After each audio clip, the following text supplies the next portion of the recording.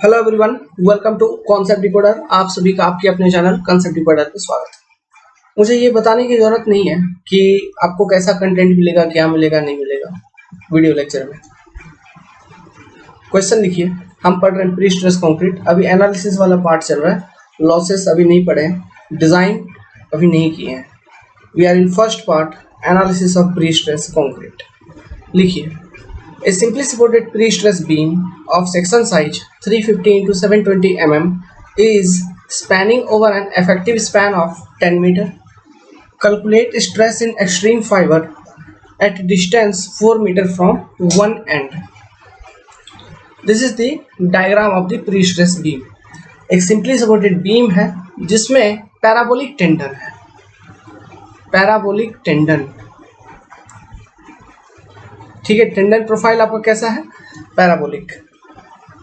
अब देखिए, जो प्री स्ट्रेसिंग फोर्स लगा हुआ था इस टेंडन के ऊपर, उसके मैग्नीट्यूड कितना है? 750 किलो न्यूटन। इस बीम का जो span it is 10 metre and इस बीम के ऊपर एक लाइव लोडिंग WL यूडीएल के फॉर्म में जो अप्लाइड है इट इज 35 किलो न्यूटन पर मीटर। इस बीम का क्रॉस सेक्शन साइज गिवन है। ओके, अब आपसे क्वेश्चन सवाल क्या करता है? सवाल ये करता है कि कोई भी सपोर्ट से, चाहे let's suppose this is your support A and this is your support B, चूंकि एक सिमेट्रिकल बीम है, टेंडन प्रोफाइल भी सिमेट्रिकल है अबाउट सेंटर, है ना। सो कोई भी सपोर्ट, चाहे वो सपोर्ट A से ले या सपोर्ट B से, आप एक 4 मीटर के डिस्टेंस पर at x equal to 4 metre हमें एक क्रॉस सेक्शन मिल रहा है। Let's suppose this cross section is my XX। तो ये जो क्रॉस सेक्शन है at x equal to 4 metre, इस क्रॉस सेक्शन पे top and bottom fibre stresses निकालिए। F टॉप कितना होगा और F बॉटम कितना होगा निकालना है। और टेंडन प्रोफाइल कैसा है? पैराबोला। ठीक है, तो देखो सपोर्ट पे कैसा है टेंडन? सपोर्ट पे टेंडन में कोई एक्सेंट्रिसिटी है क्या? नहीं। Okay, at support there is no eccentricity in tendon, लेकिन सब वहां से शुरू हो रहा है एक्सेंट्रिसिटी, फिर मैक्सिमम हो रही है सेंटर पर 200 mm, फिर सपोर्ट पे 0 हो जा रहा है। ठीक है, तो लेट्स सपोज कि at x equal to 4 metre हमारा जो एक्सेंट्रिसिटी है टेंडन में, इसकी वैल्यू है EX। तो इस EX के वैल्यू को हम कैसे कैलकुलेट करेंगे? How we calculate this EX का वैल्यू? इसको कैलकुलेट करने के लिए मतलब EX मतलब समझ रहे हैं ना, हमको कौन सा वैल्यू कैलकुलेट करना है। ये देखिए, ये क्रॉस सेक्शन है, ये उसका CG मैंने यहाँ पे दिखा दिया, जहाँ पे ये दो डिफरेंट एक्सिस इंटरसेक्ट करेंगे एक दूसरे से। So tendon at x equal to 4 metre ये सेक्शन है, क्रॉस सेक्शन, तो यहाँ पे है आपका पैराबोलिक टेंडन मान लो इस सेक्शन पे। This eccentricity value EX। सो ये कैसे कैलकुलेट किया जाएगा? तो इसको कैलकुलेट करने के लिए माय डियर स्टूडेंट्स, इसको कैलकुलेट करने के लिए we need to use the concept of parabola, equation of parabola. Okay, हमको पैराबोला का इक्वेशन यूज करना होगा। लेट्स सपोज जैसे कि हम सपोर्ट A से x का मेजरमेंट कर रहे हैं कि नहीं, ठीक है। सो मेरा x कोऑर्डिनेट, मैं ऐसा एक आपको कोऑर्डिनेट बताता हूँ, कोऑर्डिनेट सिस्टम। लेट्स सपोज कि मैं ऐसे मेजर करूंगा तो this will be my x coordinate, and ऐसे डाउनवर्ड मेजर करूंगा then this will be my y coordinate. कहने का मतलब है इसी चीज को अगर मैं इसमें सुपर इम्पोज करूं यहाँ पर, सो this is my x coordinate and let's suppose this is my y coordinate. Okay, और यहाँ से ये ओरिजिन है, दिस इज योर ओरिजिन, और इधर से ये पैराबोला निकला है, ऐसा कुछ। So what is equation of parabola? Equation of parabola, ये इक्वेशन लिखवा रहा हूँ। इस इक्वेशन को ध्यान में रखिए, बहुत जगह काम आने वाली है। मैक्सिमम जगह पे प्री स्ट्रेस कंक्रीट में हम इसी इक्वेशन को यूज करेंगे। 4H upon L square x into L minus x, structure analysis में हर जगह इस इक्वेशन का यूज होगा। ठीक है, हम इस तरह से y का मेजरमेंट करते हैं। अगर y और x है पैराबोला का, हमको पता है, तो इसको हम मेजर करेंगे 4H by L square x L minus x. ये इक्वेशन स्ट्रक्चर में कहाँ पे यूज होगा? आर्चेस में यूज होगा in case of parabolic arch. वहाँ पे इस इक्वेशन का आप अगेन यूज करोगे।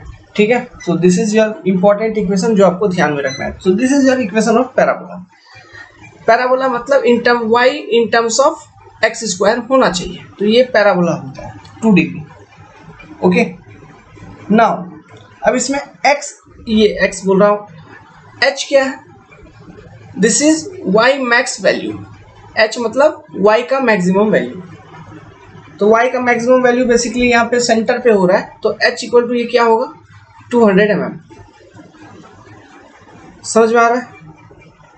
ओके, तो हमको अब ex निकालना है, मतलब हमको निकालना है y at x equal to 4 metre. Okay, जब x का वैल्यू 4 मीटर होगा इस वाले पैराबोला के इक्वेशन में, तो उस पॉइंट के करस्पॉन्डिंग मेरा y का वैल्यू कितना होगा, तो हमको ex पता चल जाएगा। क्या समझ गए? तो हमको ex पता चल जाएगा। तो इसको निकालने के लिए हमको क्या करना होगा, जस्ट इक्वेशन में फीड करिए। L मतलब स्पैन लेंथ। ओके, तो स्पैन कितना है 10 मीटर का, तो 4 इंटू 200 डिवाइडेड बाई mm में कन्वर्ट कर लेते ताकि हमको जो रिजल्ट निकले वो भी mm में निकले। 10 टू द पावर 3 का square into 4 into 10 to the power 3 into 10 to the power 3, ठीक है, इंटू 10 माइनस 4। समझ में आया? तो this will be your ex equal to इतना। तो ex इक्वल टू मेरा कितना हो गया 192 mm। सो ये मेरा एक्सेंट्रिसिटी है at x equal to 4 metre from one support to the tendon. समझ गए? तो दिस इज योर एक्सेंट्रिसिटी। तो चूंकि आपने एक्सेंट्रिसिटी निकाल लिया, अब आपको क्या निकालना है, top fibre stresses and bottom fibre stresses. इसको निकालने के लिए हमारे पास 3 तरह के कंसेप्ट अवेलेबल हैं। कौन कौन सा? स्ट्रेस कंसेप्ट मैंने आपको समझाया है, लोड बैलेंसिंग कंसेप्ट भी मैंने आपको समझाया है, और स्ट्रेंथ कंसेप्ट भी मैंने समझाया है। अब इन तीनों कंसेप्ट में से जो कंसेप्ट आपको बहुत ज़्यादा आसान लगा या फिर जिसमें आप ज़्यादा कॉन्फिडेंट फील कर पा रहे हो, उनमें से कोई भी एक कंसेप्ट को अप्लाई करिए और सॉल्व करिए। सो मैं यहाँ पे तीनों कॉन्सेप्ट को यूज़ करके सॉल्व नहीं करूँगा, क्योंकि तीनों कॉन्सेप्ट को यूज़ करके सॉल्व करना मैंने आपको इससे पहले वाले वीडियो लेक्चर में एक क्वेश्चन को कंसिडर करके समझा दिया था। सो उस वीडियो को अंडरस्टैंड करिए, देखिए, समझिए, और उन तीनों में से जो भी आपको बेस्ट सुटेबल कंसेप्ट लगेगा उसको यूज करके आप क्वेश्चन को सॉल्व करेंगे। हम अपना यदि पर्सनल बोले तो जैसा कि मैंने इससे पहले वाले वीडियो में भी बोला था, जब उस क्वेश्चन को आपको एक्सप्लेन किया था, I feel very easy in solving the concept using strength concept, क्योंकि स्ट्रेंथ कॉन्सेप्ट में कुछ नहीं करना है, मेरे को बस shift in pressure line find out कर लूँगा, मेरा निकल गया आंसर फटाक से, 1 सेकेंड का बात होता है ना। तो मैं स्ट्रेंथ कॉन्सेप्ट को यूज कर लूँगा। ओके, तो यूजिंग स्ट्रेंथ कॉन्सेप्ट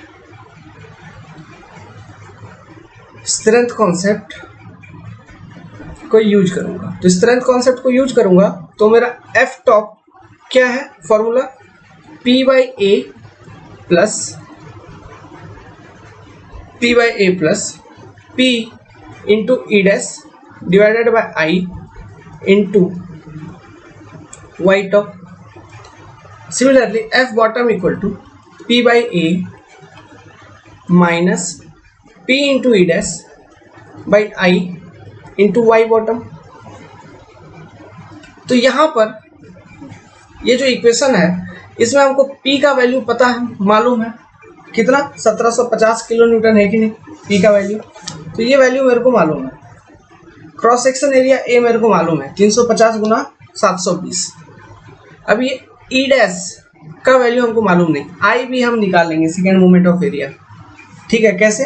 350 इंटू 720 का क्यूब बाई 12। वाई टॉप हमको मालूम है 720/2, वाई बॉटम मालूम है 720/2। सिर्फ अननोन मेरा क्या बच रहा है, ई डैश। अब इस ई डैश को निकालने का कॉन्सेप्ट इन स्ट्रेंथ कॉन्सेप्ट जो हमने आपको एक्सप्लेन किया था, यदि याद है तो देखिए, ए इक्वल टू हमने बताया था moment due to dead load plus live load divided by T तो ए होता था e x plus e dash. E dash क्या होता था? ई डैश का मतलब shift in net compressive thrust, shift in net compressive force या फिर नेट थ्रस्ट, है ना, from CG of the cross section, यही होता था। ओके, इसी का मतलब था ई डैश। तो equal to moment due to dead load D plus L by P. तो ये देखिए, अब वो यहाँ इस इक्वेशन से ई डैश निकलेगा। अब इस ई डैश को निकालने के लिए ई एक्स का वैल्यू चाहिए, जो कि हमने अभी अभी कैलकुलेट कर लिया by using the equation of parabola, जो कि आया था मेरा 192 mm। पी का वैल्यू हमको पता है 1750 किलो न्यूटन। अब हमको एक चीज़ यहाँ पे पता नहीं है, moment due to dead load plus live load. तो क्वेश्चन में आप देखोगे, गौर करोगे तो गौर से देखेंगे सवाल को, जो डायग्राम हमने दिया था, तो इसमें लाइव लोडिंग हमको पता है ना, लेकिन moment due to dead load भी हमको कंसिडर करना है। मतलब इस क्रॉस सेक्शन का हमको डेड लोड कैलकुलेट करना होगा। तो सबसे पहले चलिए हम लोड कैलकुलेशन कर लेते हैं। लोड कैलकुलेशन, तो लोड कैलकुलेशन करेंगे तो डेड लोड इक्वल टू क्या होगा, 0.35 इंटू 0.72 इंटू 24, कितना हो गया? तो ये हो जाएगा आपका 6.048 किलो न्यूटन प्रति मीटर का यूडीएल। सिमिलरली लाइव लोडिंग कितना गिवन है? लाइव लोड आपको गिवन है, क्वेश्चन में डायरेक्ट गिवन है 35 किलो न्यूटन पर मीटर, ये भी यूडीएल गिवन है। तो टोटल लोड कितना हो गया आपका? टोटल लोड ये भी इन फॉर्म ऑफ यूडीएल हो गया। लेट्स सपोज इसको मैं कहता हूँ W due to dead load plus live load. तो ये हो गया, इन दोनों को ऐड कर दीजिए, इनका वैल्यू कितना आ गया? 41.048 किलो न्यूटन प्रति मीटर का। समझ गए? अब हमको निकालना है at x equal to 4 metre beam के अंदर moment due to dead load plus live load कितना होगा, हमको ये निकालना है। तो इसको निकालने के लिए हम स्ट्रेंथ ऑफ मटेरियल का कॉन्सेप्ट यूज करेंगे। तो लेट्स सपोज ये अपना एक सिंपली सपोर्टेड बीम है, जिसके ऊपर मैंने एक लोडिंग को सुपर इम्पोज कर दिया, और लोडिंग का मैग्नीट्यूड क्या है? WL प्लस डी, जिसका वैल्यू है 41.048 किलो न्यूटन प्रति मीटर। हम डेड लोड और लाइव लोड दोनों को कंसिडर कर लिए। तो ये मेरा सपोर्ट्स है। टोटल स्पैन लेंथ मेरा कितना था? 10 मीटर का, जिससे अभी हमको उतना ज़्यादा मतलब नहीं है। तो at x equal to 4 metre, ठीक है, x इक्वल टू 4 मीटर, हमको यहाँ पे mx का इक्वेशन लिखना है, यही चीज़ है, और कैलकुलेट कर लेना है। तो बेंडिंग मोमेंट निकल जाएगा, है ना, क्योंकि मैंने लोडिंग जो है इस मेंबर के ऊपर due to dead load and live load दोनों एक साथ कंसिडर कर लिया है। तो मेरे को ये बताइए कि रिएक्शन कितना होगा दोनों सपोर्ट पे due to this UDL. Simply supported beam पे यूडीएल अप्लाइड है W किलो न्यूटन प्रति मीटर मैग्नीट्यूड का। तो रिएक्शन क्या होता है दोनों सपोर्ट पे? WL/2। तो यहाँ पे रिएक्शन जो होगा ये क्या होगा? WL प्लस डी, है ना, मतलब L मतलब लाइव लोडिंग लिख रहा हूँ, इंटू L/2, है ना। तो दोनों सपोर्ट पे सेम रिएक्शन, यही रिएक्शन होगा। कहने का मतलब इसको अगर कैलकुलेट करके लिख दें ताकि कंफ्यूजन ना हो, तो रिएक्शन की वैल्यू कितना होगी? तो ये रिएक्शन का वैल्यू हो जाएगा आपका 205.24 किलो न्यूटन, दोनों सपोर्ट पे 205.24 kilo newton. So moment due to dead load plus live load at x equal to 4 metre. अगर इक्वेशन लिखूं तो मैं लिखूंगा, इस रिएक्शन को मैं कहता हूँ R1 लेट सपोज। तो R1 into 4 metre minus WL plus D into 4 into 4/2, यही होगा, यही होना चाहिए। सो कितना वैल्यू आ रहा है? 205.24 इंटू 4 माइनस 41.048/2 इंटू 4 का स्क्वायर। तो ये वैल्यू कितना आ गया? यही चीज़ हुआ। तो ये वैल्यू कितना है, कैलकुलेट करिए। तो ये जो मोमेंट की वैल्यू मिलेगी आपको, ये मिल जाएगी at x equal to 4 metre 492.576 kilo newton metre, इतना का मोमेंट आपको मिल जाएगा। So moment due to dead load plus live load at x equal to 4 metre आपने कैलकुलेट कर लिया। तो अब हम क्या कैलकुलेट कर लेंगे, ई डैश का वैल्यू कैलकुलेट कर लेंगे, है ना। ई डैश का वैल्यू निकालने के लिए क्या, यहीं पर कॉन्सेप्ट अभी अभी लिखा था। ओके, सो चलिए कैलकुलेट करते हैं। तो ई एक्स का वैल्यू हमको पता है, अभी कैलकुलेट कर लिया था 192 प्लस ई डैश का वैल्यू हमको मालूम नहीं, which is equal to your 492.576 into 10⁶ newton m में कन्वर्ट करने के लिए, divided by pre stressing force 750 into 10⁻³ newton, है ना। तो यहाँ से सिंप्लीफाई करके ई डैश का वैल्यू हमको निकल जाएगा, निकालो भाई। तो ई डैश का वैल्यू आ जाएगा something 281.472 minus 192 which is your e dash equal to 89.472 mm। इसका मतलब समझ में आया, इसका मतलब क्या है, सिंपल है। क्या है यहाँ पे, ये इस चीज़ को इरेज करते हैं, हम लिख लिया होगा आप लोगों ने, आई होप। इसका मतलब ये हुआ कि at x equal to 4 metre जो मेरा क्रॉस सेक्शन था, at x equal to 4 metre जो मेरा क्रॉस सेक्शन था, मान लो इस पर ये CG वाला लाइन है, तो इस क्रॉस सेक्शन के ऊपर जो नेट कंप्रेसिव फोर्स लग रहा है P, है ना, ये इस सेंट्रोइडल वाले लाइन से 89.472 mm ऊपर लग रहा है। और ये P का वैल्यू क्या है, नेट कंप्रेशन इस क्रॉस सेक्शन के ऊपर 1750 किलो न्यूटन का, समझ गए। सो अब हमको टॉप फाइबर ये YT और ये बॉटम फाइबर YB पर कितना बेंडिंग स्ट्रेसेस होगा, है ना, नॉर्मल स्ट्रेसेस, यही लिखना है हमको जनरली। तो सबसे पहले I का वैल्यू निकाल लीजिए, क्योंकि I का इस्तेमाल होने वाला है। तो I equal two rectangular cross section के लिए BD³/12 मतलब 350 गुना 720 का क्यूब बाई 12, तो विच इज इक्वल टू, तो I का वैल्यू इतना निकल गया। क्रॉस सेक्शन एरिया रेक्टेंगुलर, ये भी जरूरत पड़ेगी, 350 गुना 720। ये सब तो मैं क्या कर रहा हूँ, कैलकुलेटर मार रहा हूँ बस आपके लिए, आपको सब कुछ चाहिए। 252,000, ओके, ऐसे लिख लेंगे। और कुछ बचा नहीं। और YT एंड Y बॉटम, ये कितना हो जाएगा, 720 है ना, तो 360 हो जाएगा, 360 mm, और ये mm स्क्वायर में, ठीक है। तो हमको आंसर निकालना है न्यूटन mm स्क्वायर में। तो ये जो फोर्स लग रहा है P इक्वल टू 750, इसको न्यूटन में कन्वर्ट करने के लिए इसके साथ इंटू 10⁻³ मल्टीप्लाई कर देंगे। तो अब जो मैंने स्ट्रेसेस के इक्वेशन लिखे थे, ये देखिए F top and F bottom का, इन इक्वेशंस में इन वैल्यू को पुट करके हम easily F top and F bottom को कैलकुलेट कर पाएंगे कि नहीं, ठीक है। तो चलिए कैलकुलेट करते हैं।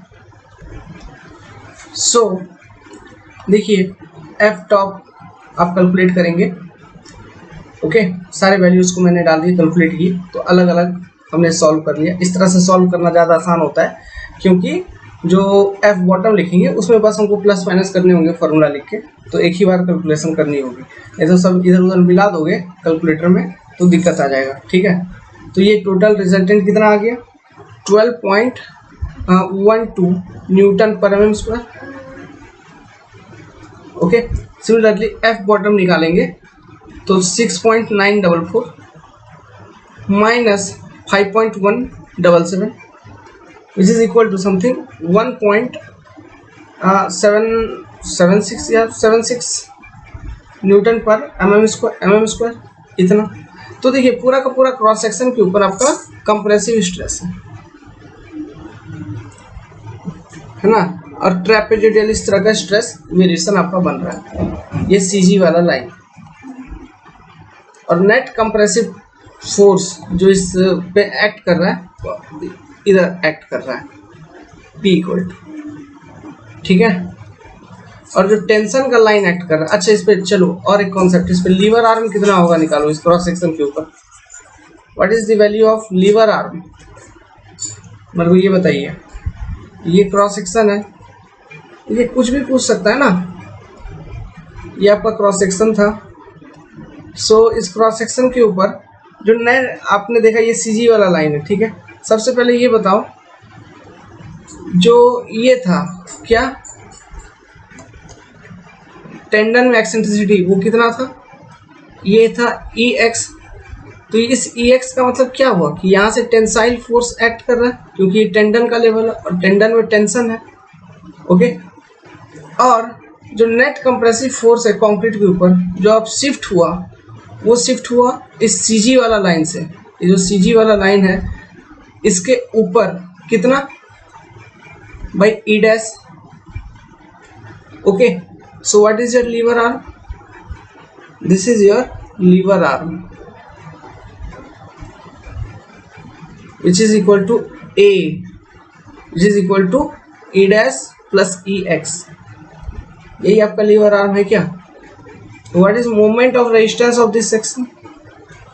It is equal to ये compression C into lever arm और ये टेंशन into lever arm, समझ गया। So this is your moment of resistance of this section, is it clear? Okay और ये C और T हमेशा सेम रहेगा प्री स्ट्रेस मेंबर में। ये चीज़ हमने कॉन्सेप्ट बताया था लोड कैरिंग कैपेसिटी या फिर load carrying mechanism of pre stress member. हमने ये बताया था कि अलोंग दिस स्पैन कहने का मतलब है ये बीम है, ओके।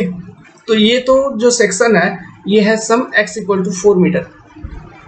तो अब आप चाहे x इक्वल टू 2 मीटर पे देखो, x इक्वल टू 8 मीटर पे, जो भी जहाँ पर भी कोई सेक्शन ले रहे हैं वहाँ पर compression will be always equal to tension और इनकी वैल्यू कांस्टेंट रहेगी। और इसकी वैल्यू कितना रहेगी इक्वल टू जो प्री स्ट्रेसिंग फोर्स है P, है ना।